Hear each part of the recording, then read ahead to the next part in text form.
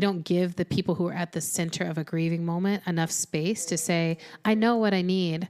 And, we do this awkward thing of let me know if you need anything, but it's right.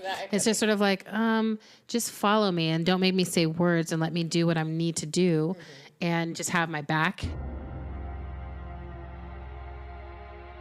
I'm Autumn Brown. And I'm Adrienne Marie Brown.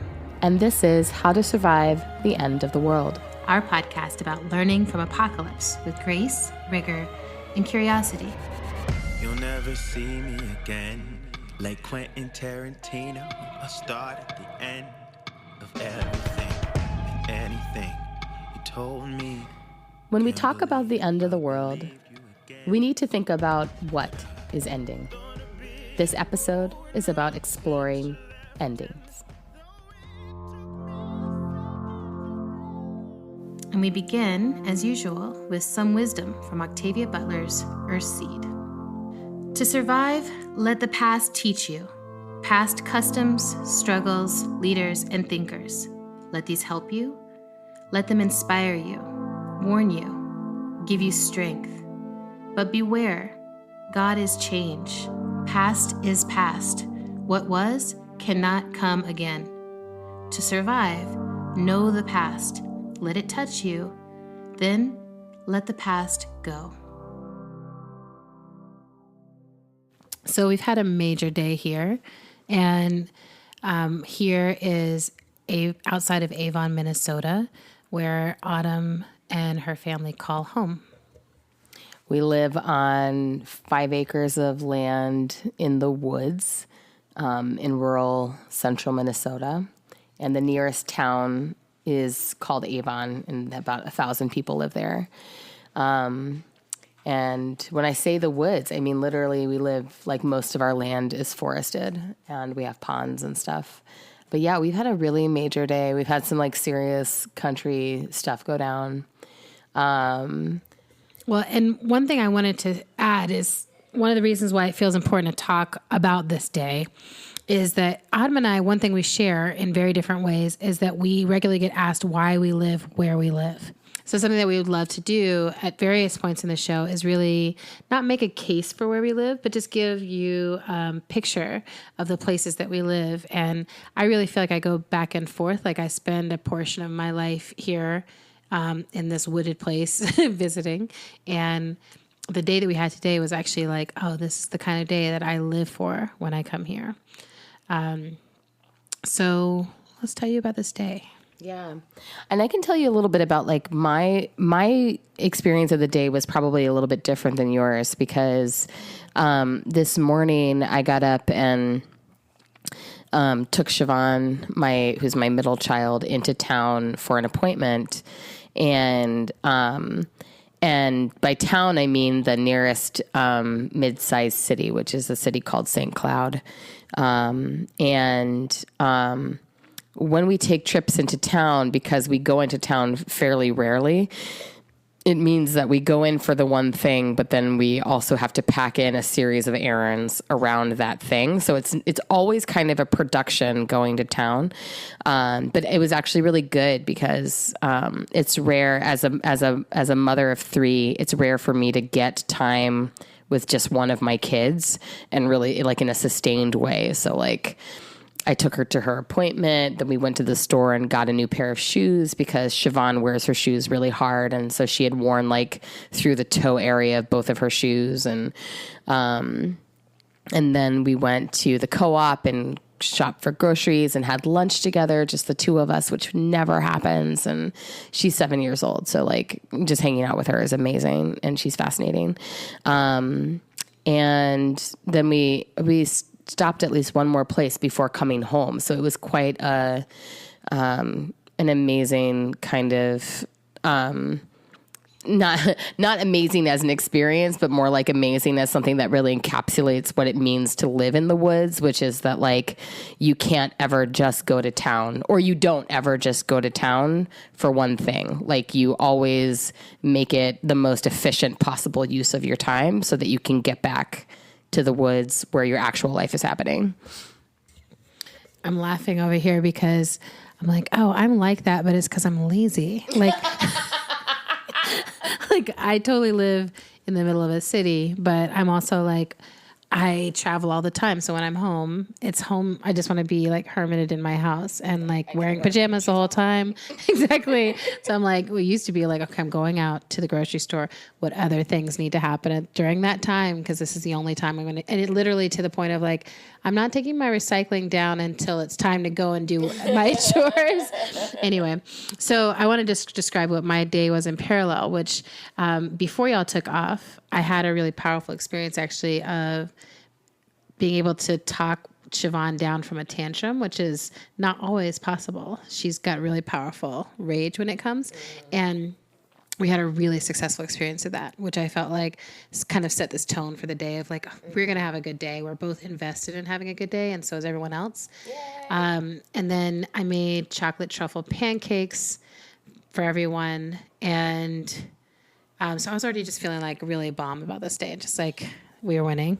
Yeah. Like one of the things my kids share with you, Adrienne, is like a taste for luxury. It's true. They really understand that there's quality and then there's quality. And like when I was making the pancakes, they were like, are you getting the truffles from Belgium out? I was like, yes, I'm getting you the truffles from Belgium. I'm going to shave them into these pancakes and they're going to be amazing. And you're going to have some homemade maple syrup that you all made and it's just going to be amazing. So we did that, and then we had like movie morning where we watched Moana and we watched Trolls, just Finn and Mairead and I. And Finn really wasn't watching because he was on his iPad playing Minecraft, and I was kind of reading Roxane Gay's new like memoir, amazing offering called Hunger.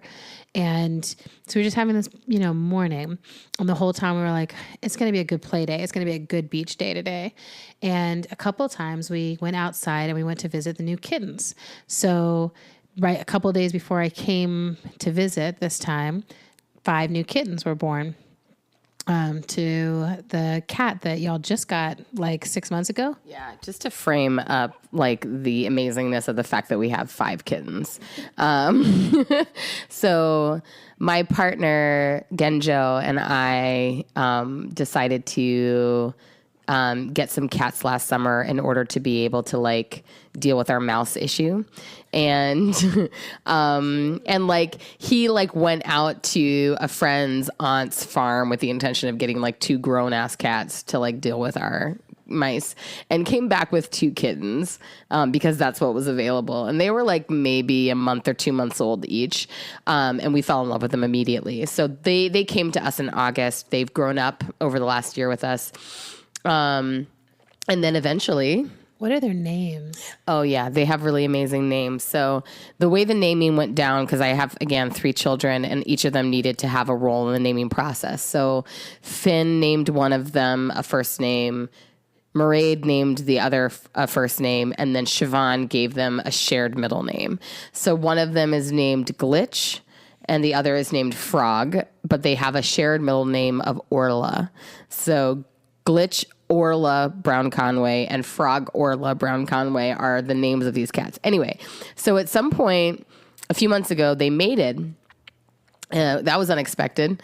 And actually, this was one of my favorite things. So I'm allergic to cats, and the kids know this. Everyone knows this. And, every single time I'm going to come to visit or anything, they're like, can you touch the cats? Can you see the cats? Can you smell the cats? Can you feel the cats? Can we take you to meet the cats? Because they know I'm allergic, and I'm like slowly, giving my boundaries because they love these cats.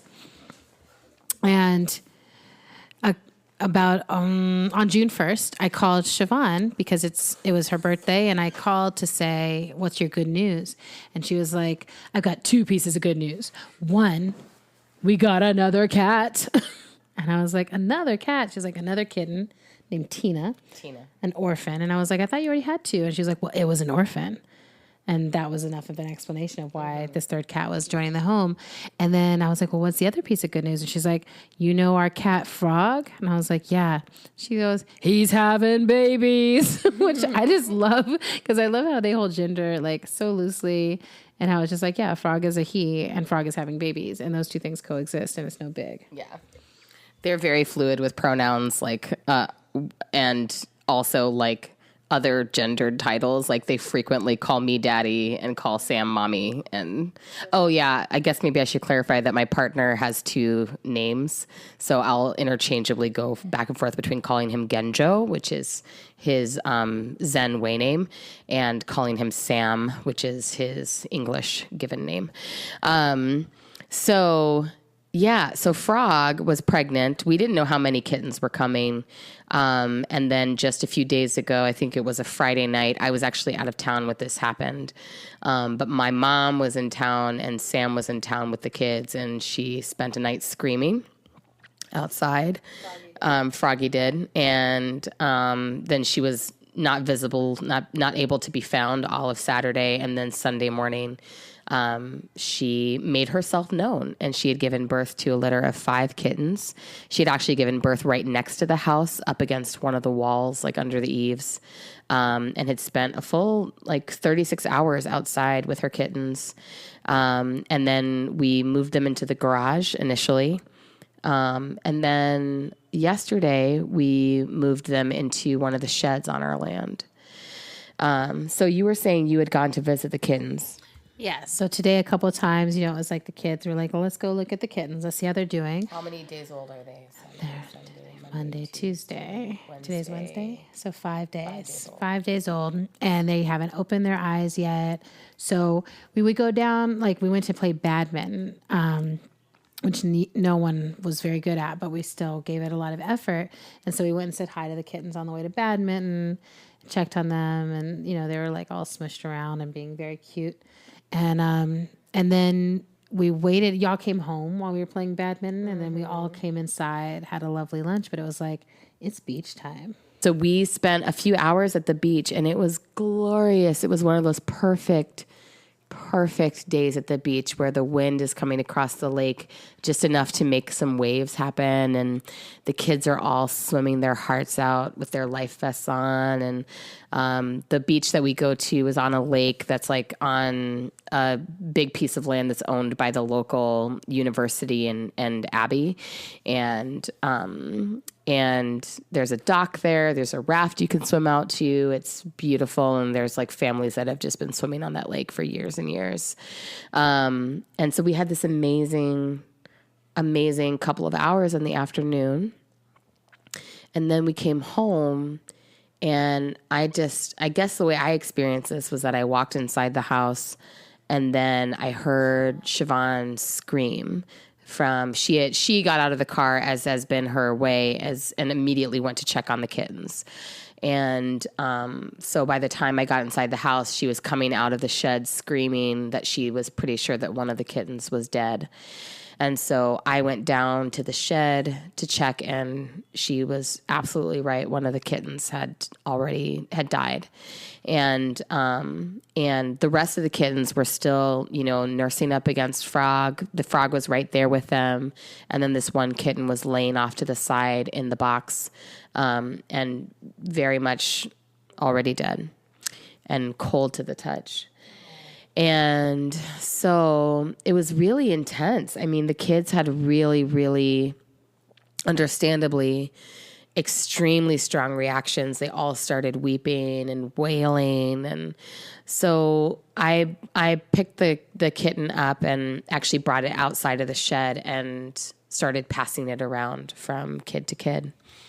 Well, and I just want to say I was blown away immediately by just how familiar these children are with grief is something that we do and we give ourselves to. And I'm they've experienced a lot of death actually in their young lives. Yeah. And in the last few years, they've lost a sibling, 3 great grandparents, and a great aunt. And of course, with all of those losses, they've watched us, their parents and caregivers, go through the most intense grief of our lives. So there's crying, there's telling the stories, there's doing some kind of rituals, there's burying, and they were very quickly aware of all these things, and being able to say here's what's really sad about this is that Geit, the name of the kitten that we lost, never got to open his eyes. And Geit didn't get to experience this place. And Geit didn't get to do this. And Geit didn't get to do that. And it was just really incredible to see how seriously they took the grief that they were up to. And they were like, it's our work, basically, to do this grief work right now. Yeah. And so they, it was really amazing. They immediately were like, okay, we need to find a box to put him in. We need to do something. We need to bury him. Oh, we can bury him with the baby because when we lost our baby in 2014, we actually, because of the way that he measured in size, we were actually able to bring him home from the hospital after we delivered him and bury him on our land, which is actually an extremely rare situation to have. And we were very blessed. In fact, in some ways, I think that we got I think we got by with some illegal shit as far as the hospital is concerned. But it was totally a miracle that we got to bring him home. And so we brought him home and we have him buried on our land. And so the kids were immediately like, oh, we need to bury him with the baby. We need to put him in a box. And Adrienne was like, oh, well, let's do this ceremony. And so we got cups of water and we sat at the picnic table outside and we put Geit, the kitten, in a box. And each kid got a cup of water, and Adrienne and I each got a cup of water. And Adrienne led us in this little ceremony where we each would drink a little bit of our water, pour it out, and then share a memory that we had about Geit, and then put a flower in the box with Geit. And so each of them got to do that, and they were just so sweet because they're still all weeping and crying and just so upset, so profoundly upset.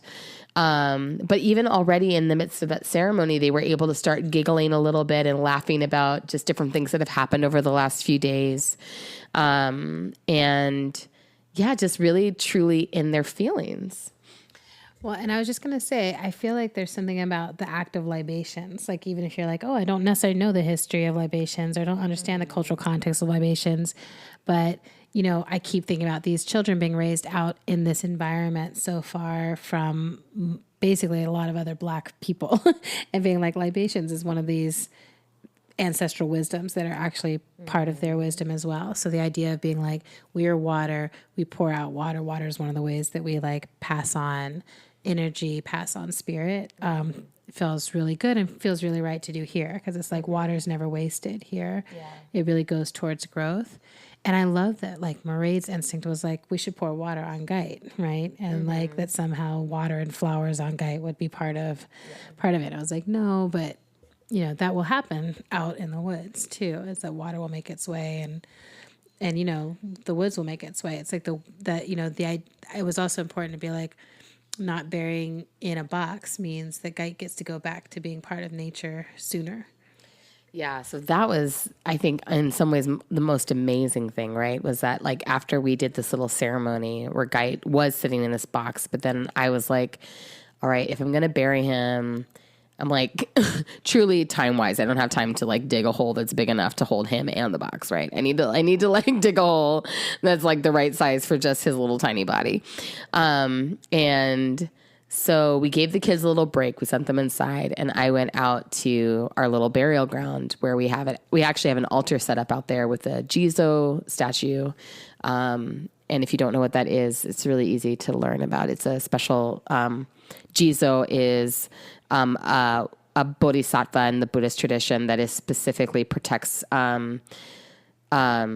children, and especially protects children who die before they're born or at a very young age. So that's where our baby is buried, out with this Jizo altar, and this Jizo Buddha statue, Jizo Bodhisattva statue is standing over his burial site. And it's actually the perfect bodhisattva for the kitten as well, right? Because the kitten died when he was 5 days old. And so I went out there and I dug a tiny hole, came back, and we all walked out together with the box that held Geit in it. And we walk out there, and the mom, Frog, follows us out there. And the dad, Glitch, they both followed us out there to the hole. And Mairead and Finn together like took Geit out of the box and put him into the hole, and Frog came right over and was just like sniffing and sort of pawing at Geit and just like checking on him. And then she and Glitch just sort of stood off to the side, like rubbing necks with each other while we put the dirt back over Geit's body. And it was so beautiful that they like, you know, and, you know, cats are very independent. They don't follow you usually. Like in my experience, my cats don't often follow me around. So the fact that they followed us out there and stayed with us while we were burying Geit was just like very beautiful. And I could tell with the kids, as soon as we were done burying Geit, that they felt a sense of completion about the whole process. Like they were like ready to go back inside, and then they've had a really nice evening. The rest of their evening has been like very chill, very relaxed. They're not like continuing to fall apart. Yeah, I just feel like there's something about, I mean, for me, this has been one of the broader lessons that I draw continuously from living out here, is how important it is for the processes of the earth and the cycles of life and death to be able to take their course naturally, and that the natural completion of things is what gives us space to actually breathe and to then move. And so, you know, the thing I said about Geit dying at the, 5 days old, this is the same thing that I believe about my baby dying when I was 5 months pregnant with him, which is like, this was my child's complete life. And this 5 days was Geit's complete life. And, your baby that died, and through the ectopic pregnancy, that was that baby's complete life. And if we have that understanding that that is completion, that I think is the source of, it's an extraordinary source of power, I think, and groundedness in my life. Well, and I just want to uplift that you did such good work preparing them. Because even before you said, like, look, it's not necessarily the case that all of this litter is going to survive. It's not necessarily the case that all these kittens are going to make it. We just have to be okay with like whatever ends up happening here needs to be okay. And I think that giving them that little preparation like did help, so that now that this has happened, it's like, okay, this is one of the things that happens with kittens. And we had 8 kittens, we had 8 cats here. Now we have 7. This is part of the natural order of things, and that they get to see life and death here all the time in so many ways. And then the questions that they ask are the same ones. I mean, I think what struck me today is like the same cycle of grief. Like it's so ingrained. It's like the same stuff that we ask, it's like when we hear that someone has died, or we hear that there's a new death at the hands of the police, or, these different things that are becoming a part of our daily existence. There's like that initial, like, oh, I cannot believe it. I want to deny it. I want to push it away. And then, oh, I can't deny it. It's here. It's real. And then why? Why did this happen? It's not fair. I have my memories. I have my feelings. It's not fair. Why? And then actually moving through to like, what's going to happen that'll complete it for me? Mm-hmm. And I think that is such an important part, to not leave those loops open, which I think we do when we deny that grief happens, or when we deny that grief happens, we deny that the collective pain is happening, and we don't close the loop on it, like go through the process of like creating ritual and making sure that ritual gets followed through on. Mm-hmm. Then I think we're just left with all these dangling loops of grief that are just sort of waiting for us or weighing us down all the time. Mm-hmm. And I think there's something so incredible about the fact that like we do know how to create these rituals for ourselves that put us in right relationship with life and death and the cycles of it. And if we do these rituals, like we can have some completion, we can have some peace immediately and in the long term. Yeah. And I think the thing for me that like my experience, the thing that the ceremonies and the rituals do is that they actually like actively take the experience out of the space of intellectualization and of needing to understand what's happening or why. You know what I mean? That like, I remember after my baby died that, again, we were very fortunate to be able to bring his body home from the hospital. And like, there was this way in which Sam and I knew very instinctively what needed to happen next each time. Like each next step that happened, it was very instinctive of like, okay, now we're going to bring the baby home. Okay, now Sam is going to make a pyre. Now we're going to burn the body. And I remember waking up the morning after we had burnt the body in the pyre, and I sat up in bed and I was like, I need to go find the bones.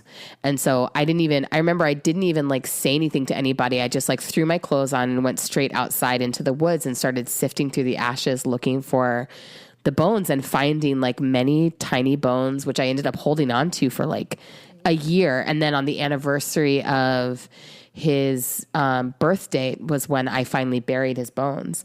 But all of that, it's none of that was planned. It was just there was this sense of instinctive ceremony that for me was about I don't need to understand what's happening, right? There's no making sense of what's happening right now.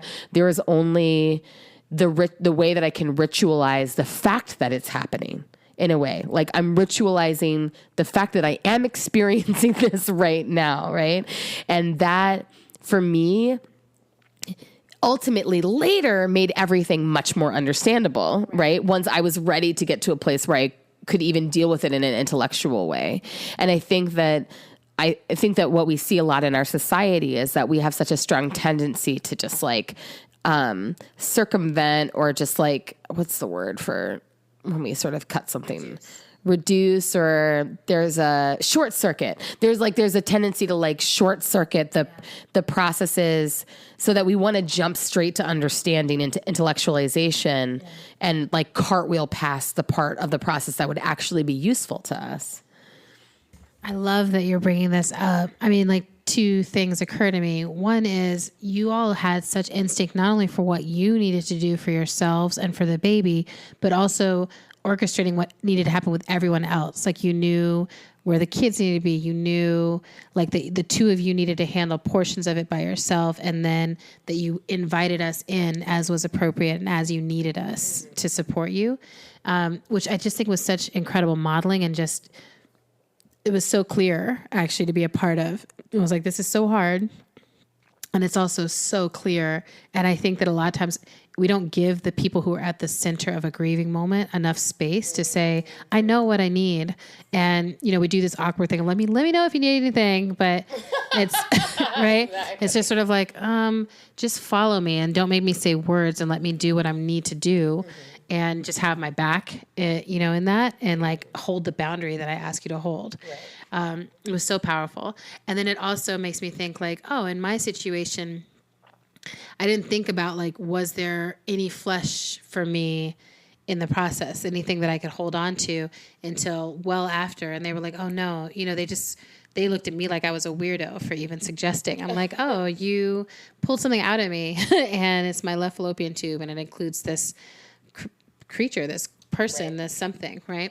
And that lack of being able to complete in that way, of having anything other than these odd pictures I couldn't suss out, that was something happened.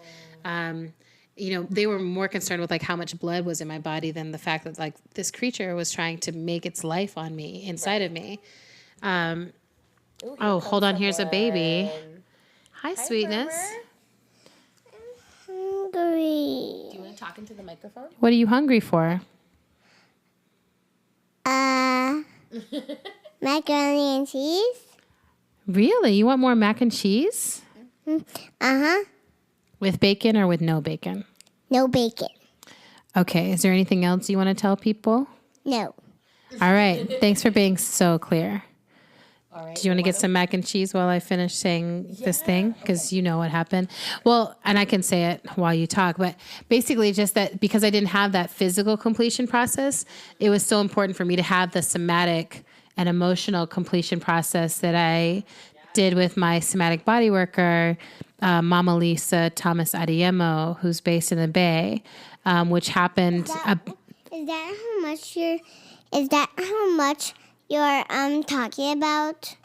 Yes, this is us. Your mom and I are recording a conversation where we're talking. Basically, we just told them about the kittens, and now it made us remember some own kittens of our own lives. Basically, Did you tell it about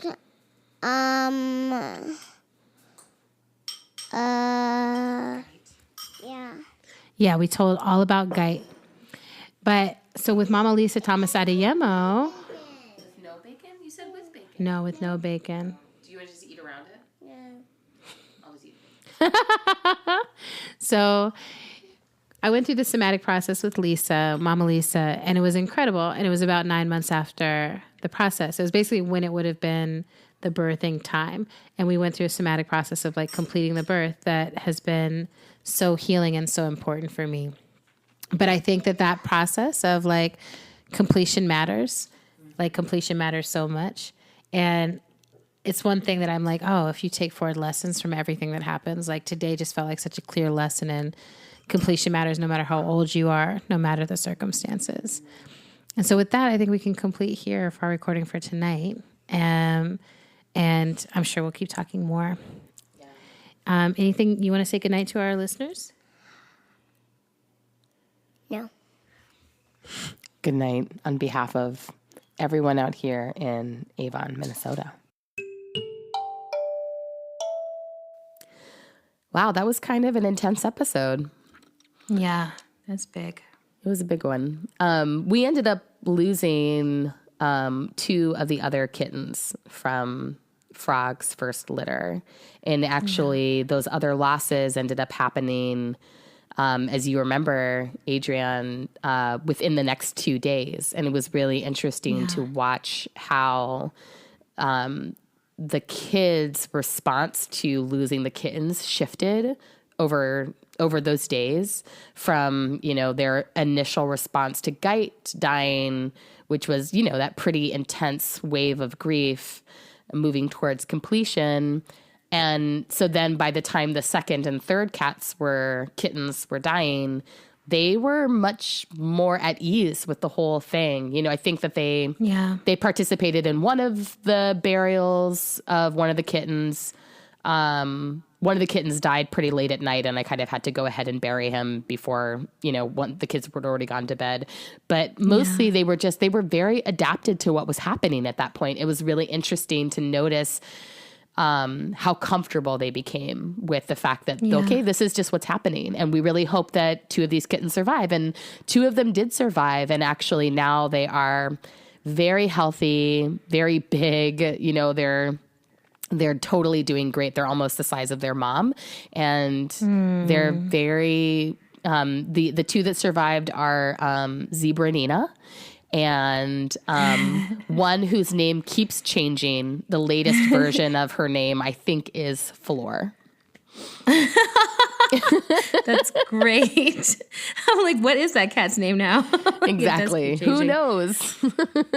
Well, and something I think we should maybe put in on the page for the podcast is there's a piece of art. I think I got a picture of it that Murray drew that was like, it was like basically a picture of you and the kittens and your baby, the infant phenomenon.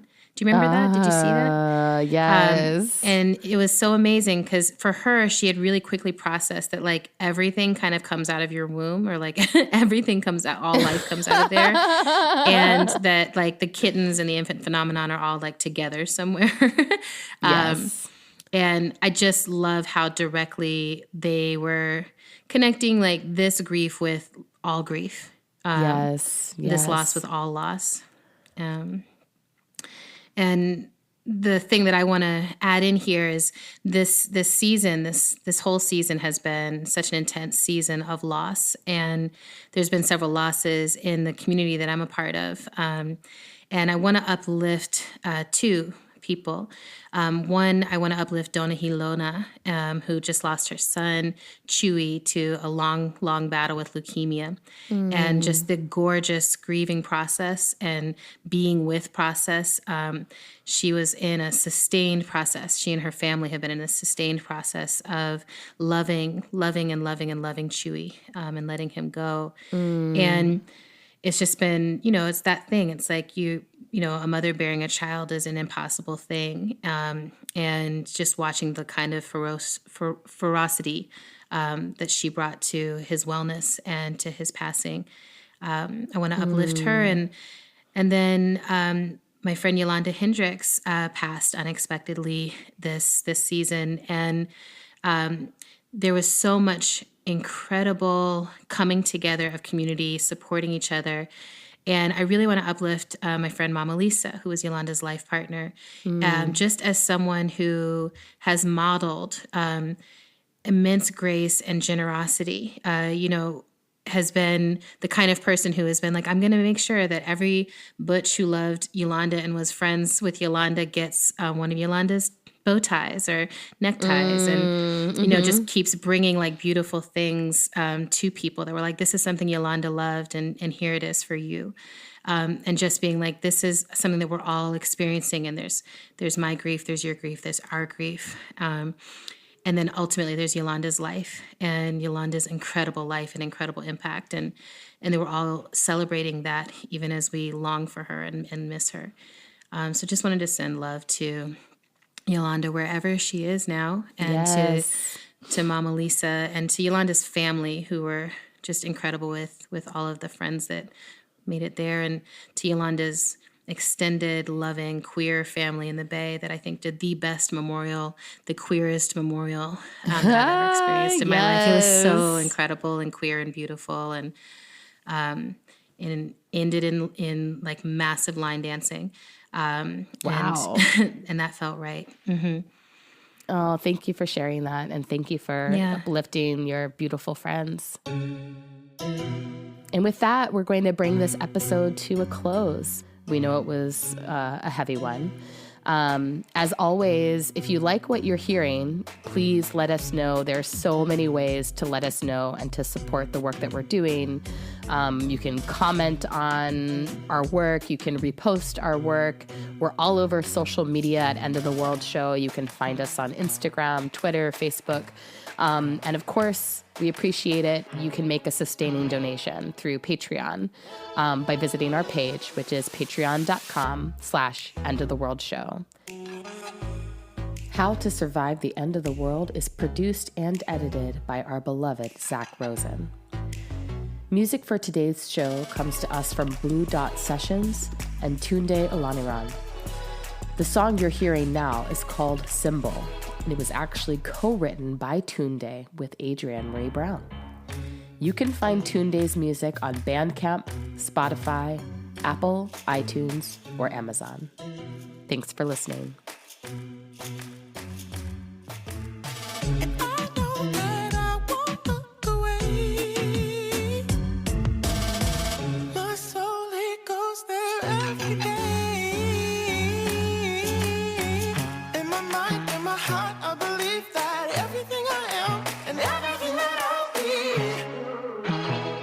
The wildest fantasy.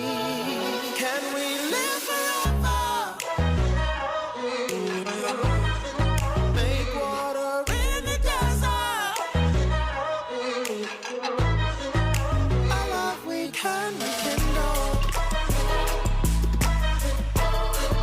My body is a symbol. My body is a symbol.